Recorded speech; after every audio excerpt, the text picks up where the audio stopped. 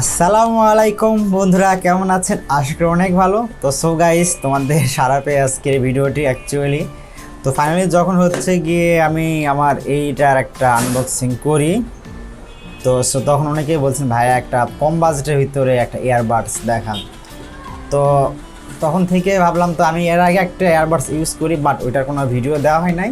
তো ফাইনালি ভাবলাম যে ওইটা একটা ভিডিও দেওয়া যায়। তো সেটার নাম হচ্ছে গিয়ে জিও GT-1।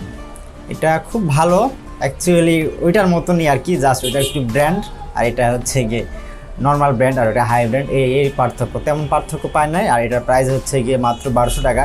তো তোমরা 1200 টাকার ভিতরে চাইলে কিনতে পারবা। আর হচ্ছে গিয়ে যারা পারচেস করতে চাও তাদেরকে লিঙ্কটা ভিডিও ডিসক্রিপশনে দিয়ে দেবো। আর ফুল রিভিউ দেখবো আর ডিটেলস যা আছে সব রিভিউতেই বলবো যখন আনবক্সিং করবো তখন।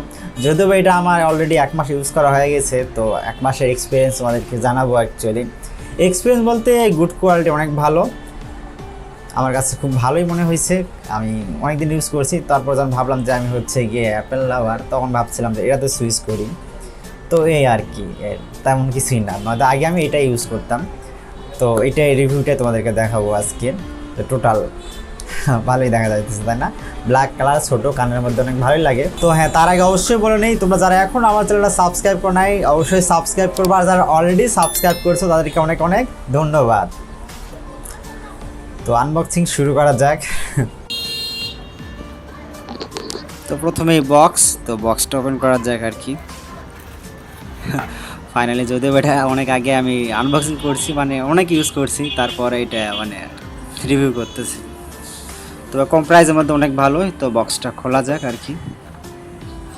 বক্সের মধ্যে তেমন কিছুই নাই, সিম্পল হচ্ছে গিয়ে প্রথমে এই যে ইউজার ম্যানুয়াল। তো ইউজার ম্যানুয়ালটা সরে রাখা যাক। এটা চাইলে তোমরা কেউ পড়তে পারো, আর তেমন পড়ার কিছু নেই, মানে এটা যে ইউজ করতে যে সব টাচ করতে হয় সেগুলা। তো এরপরে হচ্ছে গিয়ে USB Type-C। তো এটাতে কিন্তু USB Type-C, যাদের USB Type-C চার্জার আছে তাদের তো কোনো সমস্যা নেই, যাদের নাই তারা হচ্ছে কি এই কেবলটা লাগাই চার্জ করতে পারবো আর কি। Type-C চার্জ, তো এর জন্য অনেক খুব ফাস্টলি চার্জ হয়, বেশি সময় লাগে না। প্রায় 1 ঘন্টা চার্জ দিলে ফুল চার্জ হয়ে যায়, 1 ঘন্টারও কম লাগে আর কি। এরপর থাকতেছে ইয়ার টিপস।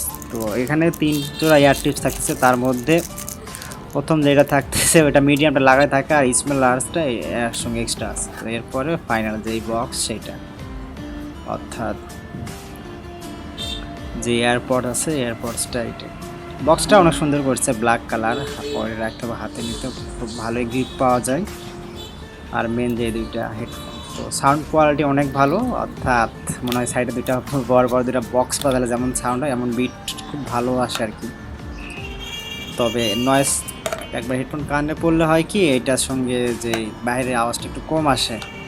অ্যাপেলের এটা তো আবার হচ্ছে ট্রান্সপারেন্ট মোড আছে, বাট এটাতে কোনো ট্রান্সপারেন্সি মোড নেই, যার জন্য আর ওই সুবিধাটা পাবা না।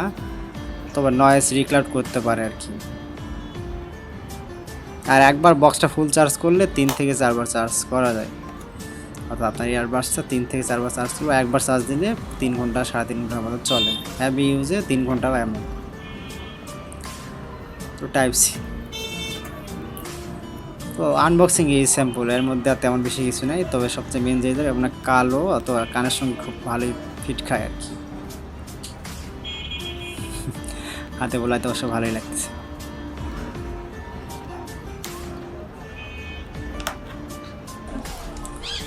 অ্যাকচুয়ালি এটাতে থাকতেছে কি ব্লুটুথ 5.0, অর্থাৎ ব্লুটুথ 5.0 থাকতেছে, যার কারণে আপনি হচ্ছে অনেক দূর থেকে এটার কানেক্টিভিটি করতে পারবেন, বা আপনার মোবাইল বা আপনার ডিভাইস যদি থাকে একটু কাছে, মানে একটু দূরে থাকে, তাও তেমন সমস্যা হবে না, অনেক ভালোই সাপোর্ট পাওয়া যায়। বাট যদি একটু গেমিং করেন, যারা হেভি গেমিং তাদের জন্য এটা না, কারণ গেমিং করলে একটু লেগ করে, মানে আপনি ফায়ার করলেন তার কিছুক্ষণ একটু পরে আর কি বুঝতে পারেন যে একটু লেগি টাইপের যে হচ্ছে গিয়ে মিসলিডিং হইতেছে। বাট এটার ক্ষেত্রে আবার এটা হয় না, এটা অনেক খুব ভালো কাজ করে।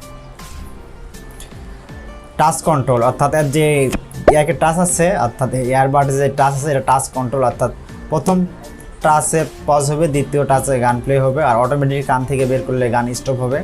এই যেগুলা সিমিলার সব এয়ারবাডসে থাকে, এটা তো তেমনটা টাচ কন্ট্রোল আছে। বা হচ্ছে কি আপনি চাইলে কলটা রিসিভ করতেও পারবেন, আবার কলটা কাটতেও পারবেন টাচ করে আর কি। এই পরে থাকতেছে অটো পেয়ারিং, অর্থাৎ আপনার আইফোন হোক বা অ্যান্ড্রয়েড ফোন হোক, এটাতে একবার যদি পেয়ার করেন তার পরের বার থেকে যদি আপনি অটোমেটিক ক্লিপটা যদি খোলেন তাহলে এটা অটোমেটিকলি পেয়ার হবে, আর পেয়ার করতে হবে না।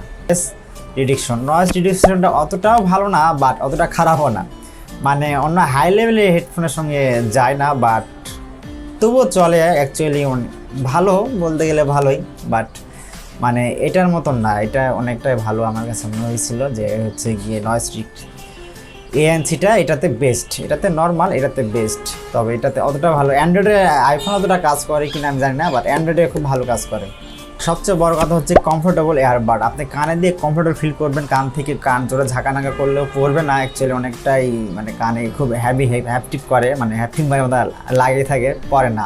আর সবচেয়ে মজার বিষয় হচ্ছে কি এটাতে অ্যান্টিসুইট ওয়াটারপ্রুফ থাকতেছে। ওয়াটারপ্রুফ মানে আপনি যদি বৃষ্টি হয় আর কি, অ্যাকচুয়ালি নদীতে নামে লাফালাফি ঝাপাঝাপি করতে পারবেন না, মানে তারা বুঝাইতে চাইছে যে তোমরা যদি হচ্ছে কি এটা কানে দিয়ে বৃষ্টি হয়, বৃষ্টির মাঝে যদি চলাফেরা করো তাহলে তেমন কোনো সমস্যা পড়বে না। বাট যদি সুইমিং পুলে নামে যদি গোসল করো বা পুকুরে বা নদীতে নামে যদি গোসল করো তাহলে তো সমস্যা হতেই পারে, যেহেতু প্রাইস মাত্র 1200 টাকা।